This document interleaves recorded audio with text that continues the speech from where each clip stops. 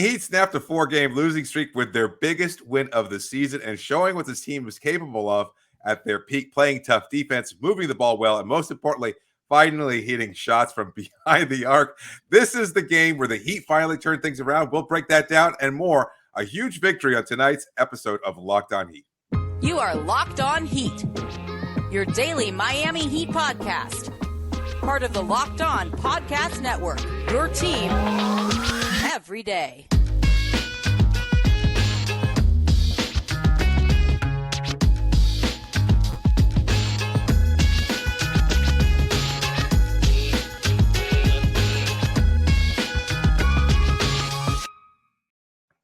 All right, welcome to Locked On Heat, your daily Miami Heat podcast. I'm Wes Goldberg here with David Ramil, however you might be tuning in, YouTube, Odyssey, or wherever you get your podcast. Thanks so much for making Locked On Heat your first listen every day.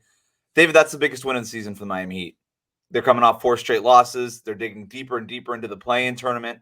They have to go into Philadelphia and take on a legit contender in the Eastern Conference, and they find a way to muscle out this win. That game could have gone either way. Look, it was another clutch game for them. James Harden got a good look at the end, went too strong on the three-pointer that could have won it for Philly, but Jimmy Butler had 23 points, 11 rebounds, 9 assists, 4 steals. The Heat finally got a good three-point shooting game. They made 40.5% of their threes, and they escaped with a 101-99 win. Again, biggest win of the season, David. Without a doubt. And we talked about the sense of urgency, something that's been missing over the last few games. We talked about the energy the acquisition of Kevin Love and Cody Zeller had brought in, that somehow that hadn't translated into any kind of better level of basketball playing. And yet tonight we saw Miami playing with all those different intangible factors, and it manifested into what was a really, really strong, great win for them. Inspired play by Jimmy Butler, everybody else stepping up, recognizing what was at stake, and doing what they needed to control their own destiny. Who knows what can happen over the last few weeks of the regular season, but games like tonight, and if they can continue to build off this, something we'll talk about a little bit later, I think they are in position where they can continue to build off this and establish themselves as a solid playoff team.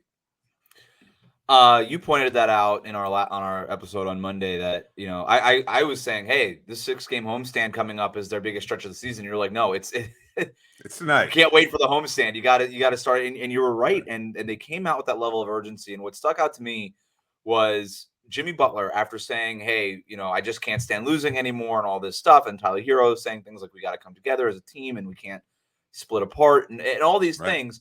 Jimmy Butler comes out here with a sense of urgency. He had, he comes out aggressive right away. He had, 9 points, 5 assists, and 4 rebounds in his first 10 minutes or something like, and a steal in his first 10 minutes, or something like that. And he ends up just with a totally packed box score. And you got that level of urgency from a team that needed to show it. And look, it's a little bit human nature, right? When you're up against the ropes, that's when you kind of come up with your best punch. And after dropping these games, the last 2 before the All-Star break, I think their worst loss of the season, just from a penalty standard of that game in Brooklyn that they lost, where you're right there with a team in playoff positioning, and then you lose a tiebreaker against them. Like, that was a really tough one, and it was a game that they should have won, given that Brooklyn had just traded their best player. So you lose those. We talked about how demoralizing the Milwaukee loss was, considering that Giannis had to leave the game early and never came back to that one. The fact that you lost to the Charlotte Hornets, who stink, and then you have this huge game against the Sixers coming up, which is the first of 2 games of a home-and-home series. And the Sixers, look, they came into this game kind of struggling a little bit, but for by and large, they've been as good as anybody in the Eastern Conference in this calendar year. And that's a tough team. And Joel Embiid is playing at an MVP level, and James Harden has probably not played this well since he left Houston, right? And they're a really good team. And the fact that Miami was able to get up for this one, and at the end of the day, I do think that this game was probably 50-50. And if you play 2 more minutes of this game, I don't really know who wins. And James Harden did get a good look at the end, but whatever, man. Like, beggars can't be choosers. You came out, you gave him a good punch. You led by 11 in the fourth quarter at one point, and you come away with the much needed win. Yeah, that's to me the big takeaway of the game is just getting up for the game. I think that's what it really boils down to. We've seen this team kind of back and forth all season long, a little inconsistent, and you keep saying to yourself as a media member, as a fan, well, wait until this, whether it's the trade deadline, whether it's a player coming back from injury, whether it's the player buyout, or being able to acquire any player. There is no more waiting. This is ultimately what it comes down to. You've got to be able to establish yourself now, because you've only got 20 games left after this one. You've got to win a majority of those just to be able to lock in a playoff seed. If you even want to sniff the potential of the 4th seed in the Eastern Conference, you probably have to win all of them. So at the very least, to lock in a top 6 seed, you've got to be able to continue to play better. Yeah. So for them to be able to muster that energy to recognize what was at stake here, I think was a huge development for this team. And I think it starts off with Jimmy Butler. Like, we've talked about this all season long, him being the barometer for the team, and a lot of people outside of Miami even saying, well, what's going on with Jimmy? Is he engaged? Where is he sleepy, Jimmy? Is he not taking the regular season seriously? And we know that part of that is by design. He wants to save himself for the postseason. He can't afford to do so anymore. And we saw him play one of his best games of the season. Yeah. He was energized, attacking the offensive rebound, going in for a dunk on a missed attempt. I mean, he was just all over the place. 1 assist shy of a triple-double, and attacking Joel Embiid, a friend of his, and just looking like he really wanted to remind those Sixers fans that they made a mistake in choosing Tobias Harris over him. So a great game from him. He got the switch on Joel Embiid late in the game, and then ends up hitting this circus shot with a minute and a half to go. After Tyrese Maxey, I think it was, put the Sixers up. I can't remember if it was Maxey. I can't remember, but the Sixers went up 100-99, and then Jimmy Butler, 99-98, and then Jimmy Butler hit that crazy up and under turnaround falling circus shot from under the basket. Jordan-esque. 30 feet in the air and then just dropped directly into the basket. I don't know how he made it. I have no idea. I've watched it like a half a dozen times. I still don't know how it went in. I don't even know how he got the shot off in any direction near the basket. But hey, it worked. It went in. You mentioned Jimmy Butler kind of trying to wait for the playoffs, right? And kind of trying to maintain whatever he can to be playoff Jimmy Butler the way that we've seen him the last couple of years. But this is the playoffs now. Like, this is your postseason if you're the Miami Heat. For all intents and purposes, we laid it out on the last show. You kind of have to go 14-7 over these next 21 games to have any viable chance at getting the number 6 seed and avoiding the play-in tournament altogether. Well, now you got to go 13-7.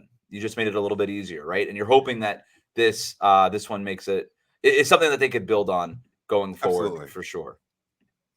And look, we could debate that, right? Like, I think that's a big sticking point, or a lot of fans will want to know. And based on what we've seen from this team all season long, they've been so inconsistent. Are they going to be able to continue to build off this?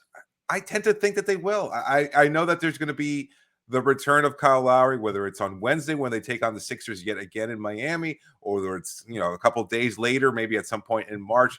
The point being, they're going to have to find a way to integrate him back into the offense. Well, who knows what version of Lowry they'll get.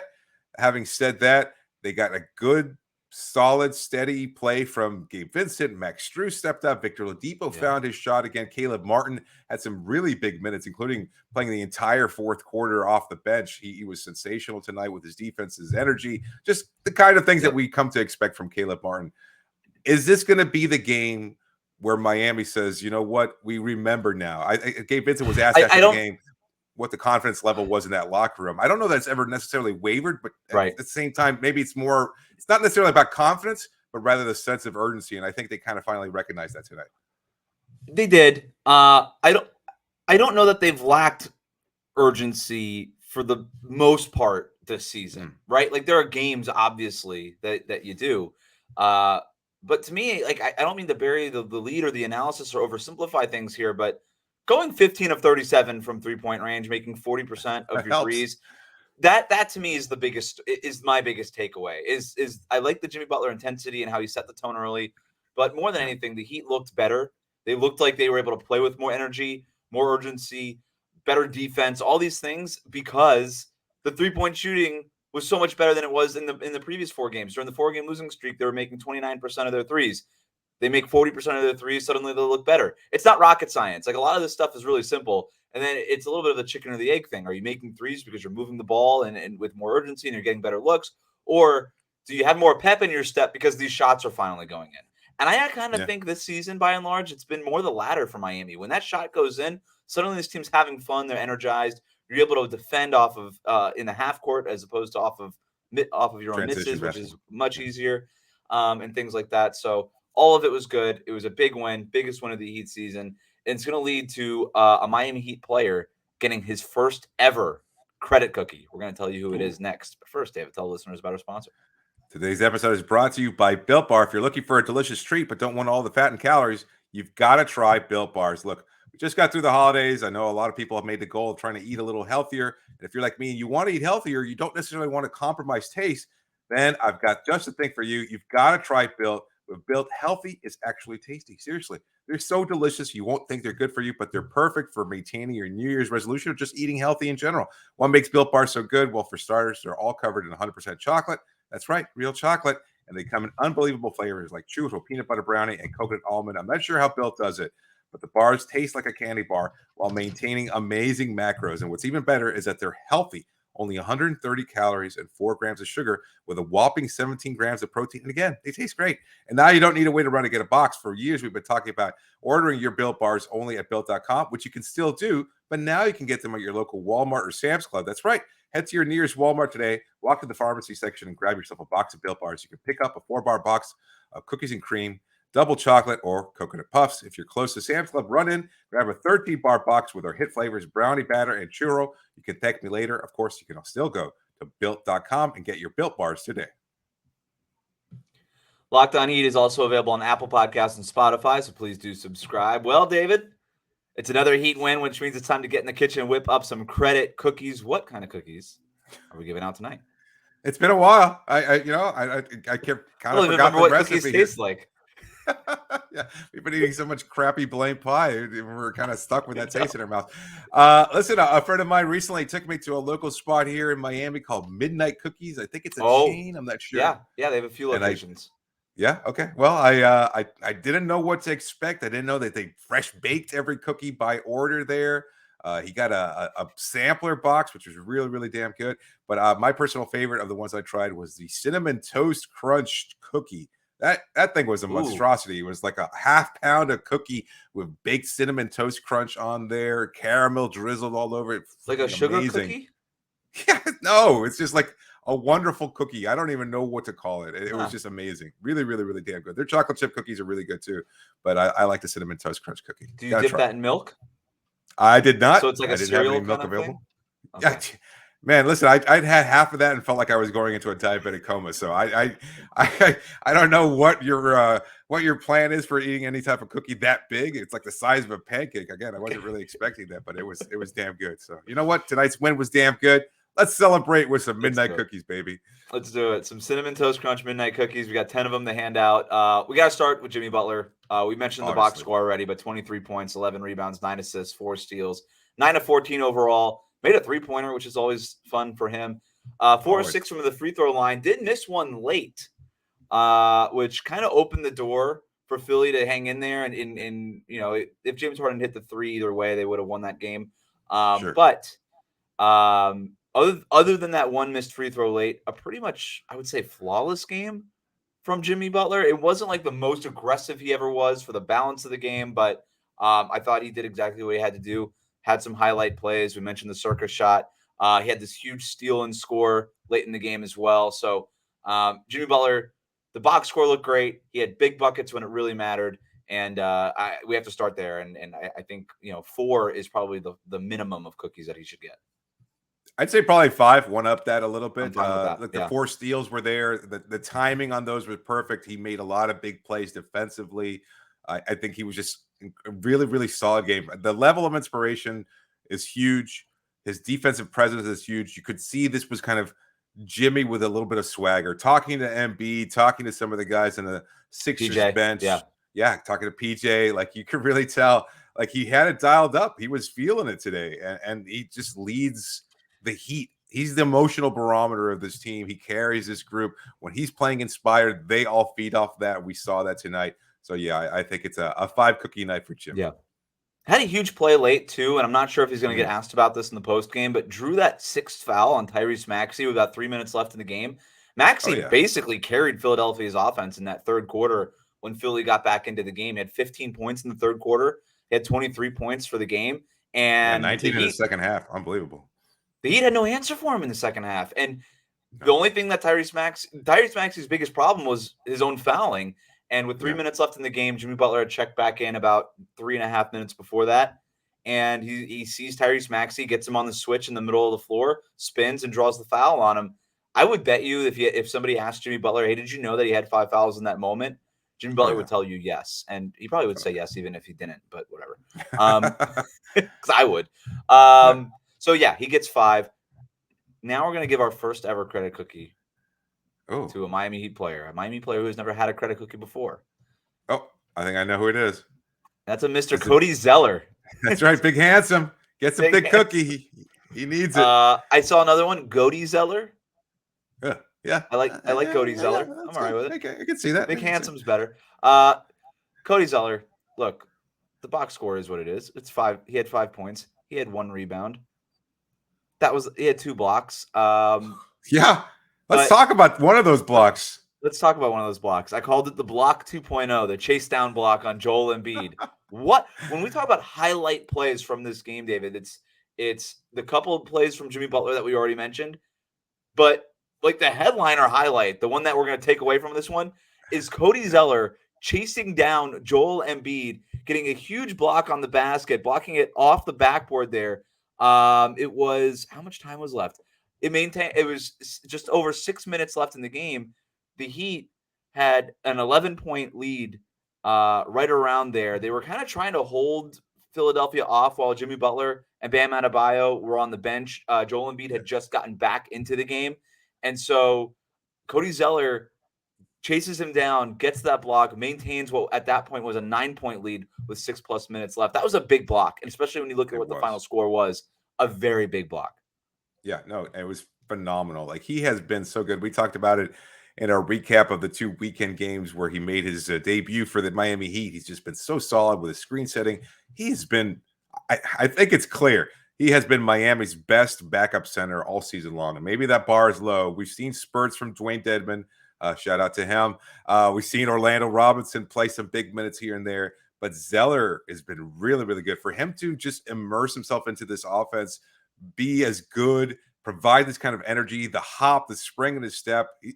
I think he's quickly becoming a fan favorite with that energy level and everything that he brings to the table. He's in great shape. I mean, his ability to run the floor and keep up with Joel Embiid and maintain that level of intensity towards the tail end of his stint right there. You know, for a center in the NBA to do that, to play that hard, that's not easy, especially when you've been off for as long as Cody Zeller has been off. He played just a hair under 16 minutes tonight. No doubt about it. He's Miami's best backup center in quite a while. He's been their best buyout addition. No offense to Kevin Love, but he's been awesome. He's been so consistent for them. He's been great. He had a team best +9 tonight, and I do wonder if Spo was able to keep Bam out of the game as long as he did because Cody Zeller is playing so well. Right? Had this still been Dwayne Dedmon or Orlando Robinson, I don't think Bam Adebayo waits until like 5-something left to go in the game to check in. I think he's probably they might not win it with Bam in foul trouble. With Bam in foul trouble. I don't know if you could afford to sit him on the bench. So you kind of have to pick your poison by putting in one of the worst or a lesser backup player, or you're kind of put your starter back out there and hope for the best that he doesn't pick up fouls. But the way they were letting Embiid manhandle nearly everybody within a 5-foot radius of him, including Zeller, there were a couple of times where he was knocked down to the floor, where it was clear that Embiid was fouling him and he didn't get the call. And then for him to bounce back, get that huge block, a big night for him. How many credit cookies then? Let's see. Considering we've got Victor Oladipo, the block counts for Vincent, 1. Let's give him the 1. Let's give him the 1. It's at 6 because I think Oladipo deserves a couple for getting off the schneid. Gabe Vincent had a really good game. Max Strus even was pretty solid. So we got a couple players that are deserving of some cookies. Well, that's your 3-point shooting right there. Gabe Vincent went 4 of 8. Max Strus went 3 of 8. Victor Oladipo went 3 for 5. So I think that's fair. I think we just we 2, 2, and 2. Wait, no, that's too many, right? So it would be who gets 1 for each, and then we have 1 extra one. Yeah, we'll pick one. You want to give it to Gabe or Max or Vic? Let's give it to Victor Oladipo because I think his defense was better. All right, I like it. So those are all our credit cookies. Congratulations to Cody Zeller, your first ever Miami Heat credit cookie. And It makes it all worth it, I'm sure. Signing in Miami, this was what it's all about for him. I know it. I think you're right. I think he was just waiting for this. Well, the Heat might have gotten away with a potentially costly mistake late in the game. We'll tell you what it was and why it didn't cost them here in a second. But first, David, tell listeners about our sponsor. Today's episode is brought to you by LinkedIn. These days, every new potential hire can feel like a high-stakes wager for your small business. You want to be 100% certain that you have access to the best qualified candidates available, and that's why you've got to check out LinkedIn Jobs. LinkedIn Jobs helps find the right people for your team faster and for free. You can add your job to the purple hashtag hiring frame to your LinkedIn profile to spread the word that you're hiring. Simple tools like screening questions make it easy to focus on candidates with just the right skills and experience so you can quickly prioritize who you'd like to interview and hire. It's why small businesses rate LinkedIn Jobs #1 in delivering quality hires versus leading competitors. LinkedIn Jobs helps you find the qualified candidates you want to talk to faster. Post your job for free at linkedin.com/LockedOnNBA. That's linkedin.com/LockedOnNBA to post your job for free. Terms and conditions to apply. Reach Locked On Heat on Twitter, Instagram, email us at lockedonheat@gmail.com. Gus writes in using the hashtag AskLOHeat. Why are we doubling right there at the end? I know it worked and we won the game, but let Bam go one-on-one with Joel Embiid. If anything, it's a tie game rather than losing the game if they hit the three coming off that double team. So just to be a little bit more specific in what Gus was asking about, if you missed sort of the end of the game there, the Sixers get the entry pass into Joel Embiid, sort of high post area, and Joel Embiid starts working Bam Adebayo down towards the basket. Yeah. Caleb Martin, his man in that moment is James Harden. He helps off of James Harden. James Harden and Joel Embiid are both on the same side of the court. Caleb helps off of James Harden to start doubling Embiid after he's kind of gotten a couple of steps in on Bam Adebayo. So Caleb helps off Harden. He's doubling Embiid. Embiid sees it. He whips it back to James Harden. And then it's Jimmy Butler's assignment then to basically X out there and close out on James Harden. And a little bit of a strange closeout there. At first, I thought he just overshot it and that maybe James Harden hit him with that sidestep. And then I watched it again, and it kind of looked at from a different angle, from like their sideline angle, that he might have been trying to go for the steal and the win there. Yeah. I think so to answer Gus's question, why are you doubling? That is your schematic strategy from the opening tip to the end, to the final buzzer, is when Joel Embiid gets a couple of basketball moves and a couple of dribbles, you're not going to double Joel Embiid right away that far away from the basket. But once he starts working Bam a little bit, then you're going to double. That's the strategy. It was the entire game. I see no reason to go away from it, especially considering that everybody on the court knows what the strategy is. And that included Jimmy Butler, who knows that, okay, Caleb's going to go help and double team Joel Embiid. That means now I have James Harden, right? And so Jimmy Butler being the other defender is not a bad option. I just thought he was way too aggressive. I thought there was no reason to go for the steal there. I know that that's Jimmy's thing, but I would have rather just gotten in front of James Harden. Don't foul, obviously. But that to me is why it looked scarier than it probably needed to be. I think that's fair. I think from Jimmy's perspective, you know, he's seen Joel make that pass before. Embiid's a pretty solid passer. And with Harden, who had gotten a few calls in his favor by virtue of flopping the way he does or overselling contact and things of that sort. If he plays Harden directly, there's a good chance that Harden could tie him up, get his arms or hands mixed in there somehow and get called for a foul. If that's the case, then he goes to the line with an opportunity for 3 free throws, and that puts them over the top. So he's got to either force a turnover or just outright steal the ball. And I think he that's stole that probably pass earlier in the game. Right? In the second quarter, he steals that same exact pass. Joel Embiid to James Harden. He reads it, to your point. He's seen it a million times. He knows exactly that pass that Joel Embiid wants to make to James Harden. He sees it with about a minute left in the second quarter, right before halftime, steals the pass, scores in transition. The Heat go up 54-48 going into the half. So he already stole that pass in the game. Yeah.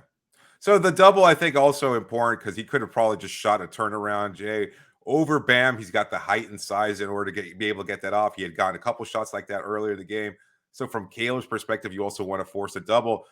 Just Caleb also put a little pressure on him. To knock the ball away too. Yes, that's another thing. You can get that turnover that way. If he Bam can hold his own to some degree. He's not going to give up that much ground on Embiid. He gave up a couple feet, as you said earlier, but he's not going to give up the whole lane that way. So what you want to do is you want to put pressure on Embiid. where he sees that double coming, makes a bad pass. Maybe you could steal it out right there or allow Jimmy to make that steal too. So I think it's the right decision, and it works to out. go for the steal or the double team. To me, Both. the double team okay. The double team, like I said, that was your strategy from the opening tip to the final buzzer. Just keep doing it, right? And Joel Embiid was fine, but he wasn't MVP level Joel Embiid. 27 points. To me, it's a win if Joel Embiid doesn't score 40 points. That's how good he's been this year. You know what I mean? 27 points on 17 shots for him, 12 rebounds. Like that is as much as you're going to hold Joel Embiid back in a game. So I thought their strategy on the night was really good. And look, Bam is maybe the best defender in the NBA, and we say it all the time, but I don't care who you are. You could be Bam Adebayo, you could be Rudy Gobert, Nick Claxton, like whatever, Draymond Green, doesn't matter. That is a tough matchup one-on-one. Joel Embiid is that good. And so doubling there. Unless you're Cody Zeller. Evidently. I think it was a little too risky in the end. It would have been really cool if Jimmy Butler stole that, and nobody, and I would not be talking about that right now. But I do, right. I like the idea of just short stepping on the closeout and just staying in front of James Harden. But maybe that's another thing maybe Jimmy Butler's also like, look, if I do that, I'm probably going to get foul. I'm probably going to, James Harden's probably going to draw the foul on me. He's that good at that too. So I'd rather avoid that. So altogether, in the end, I know it looked scary, but that was the right play. Certainly to double. We could debate the steal, the trying to go after the steal or not. And it wasn't as if Jimmy Butler was completely out of the play afterwards, right? And so he was sort of around James Harden to make it a little wonky. Our next question comes from Oliver. Is this now the closing lineup? It's a good question considering that Kevin Love, obviously newly signed to the Miami Heat, had been in fourth quarters at the end. But what we saw at the end was Gabe Vincent, Tyler Herro, Caleb Martin, Jimmy Butler, and Bam Adebayo. In other words, the starting lineup that had been working so well for them is now their closing lineup. I love it, David. I think it's a really good way to get to your best lineup, which by the numbers, that's been their best lineup all season. Teams do tend to go small at the end of games. I like how they're more nimble defensively. They can kind of toggle between the zone and man, and their aggressive blitz and turnover creating defense. Like I like that at the end. I'm good with this now being the closing lineup. Who knows if it will be? I don't think that anybody can predict it. But I thought it was an interesting decision, especially against a big team like the Sixers, for Spo to go with this sort of group at the end. And I think it makes a lot of sense to just go with your best lineup in the most important minutes. Yeah, in the fourth quarter, it wasn't really an offensive display from either team. Miami only had 17 points. The Sixers had 19 points despite Maxi's hot shooting to start off before he got fouled out. Caleb playing the entire fourth because of his energy, his defense, and everything else like that. I think that was Spo recognizing what this game was. It was going to slow down. It was going to get to the into the mud the way he likes the game to be played. And for that, you go to your best defender as far as the forward position is concerned, alongside Jimmy Butler. You bring him out there, get him the opportunity to just make things happen, and he certainly did that. And nobody scored more than 5 points. That was Max Strus, who led the Heat in the fourth quarter with 5 points. I think I don't know that we're going to continue to see this moving forward. I think eventually Kyle Lowry probably plays that role instead of Gabe Vincent, but I think you could probably expect. Look, Kevin Love had already played 20-something minutes. Yeah. I think you want to put Caleb playing that fourth spot. Yeah, that to me is the biggest thing. And if it's a good Kyle Lowry night, maybe he's the point guard at the end. Then if it's not, maybe it is Gabe Vincent. Maybe they play it that way. But to me, just the getting to that lineup with the Caleb Martin at the four. Going small, right? Like we see teams with their closing lineups. A lot of times their closing lineups are their best small ball group. For Miami, their best small ball group has also been their starting lineup all year long. So it's even sort of in practice in the modern NBA does make sense to kind of trend smaller in later in games and to close games. But think about it for this perspective. Like you can play Caleb the whole entire fourth quarter because he was rested for the first. That's because Kevin Love was playing all those minutes and because he was playing to start the third as well. So I think it's beneficial to have bodies. Yeah, exactly. That's right. Yeah, you're preserving him for when it matters most. In other NBA scores, the Knicks beat the Celtics tonight. That to maintain their game-and-a-half lead on Miami for that fifth seed. Miami, or 2.5 games, I'm sorry. Miami 2 games back of Brooklyn for that 6th seed. So with the Knicks beating the Celtics, good win by the Knicks, by the way. It's getting tougher and tougher to catch them at that 5 spot, right? So you got the Nets 2 games up, Miami 33-29, getting within 2 games of the Brooklyn Nets for that 6th seed. But that'll do it for us today. Thanks again for making Locked On Heat your first listen every day. Remember to subscribe to new episodes of Locked On Heat on your favorite podcast app and on YouTube. Ring the bell to get notified as soon as new episodes go up. And now make your second listen Game to Game NBA. Every moment, every top performance, every result. Locked On Game to Game covers every game from across the NBA with local analysis that only Locked On can deliver. Follow Game to Game on Locked On NBA. It's available on the Odyssey app, YouTube, and wherever you get your podcasts. David, thanks for joining me. You got it, Wes.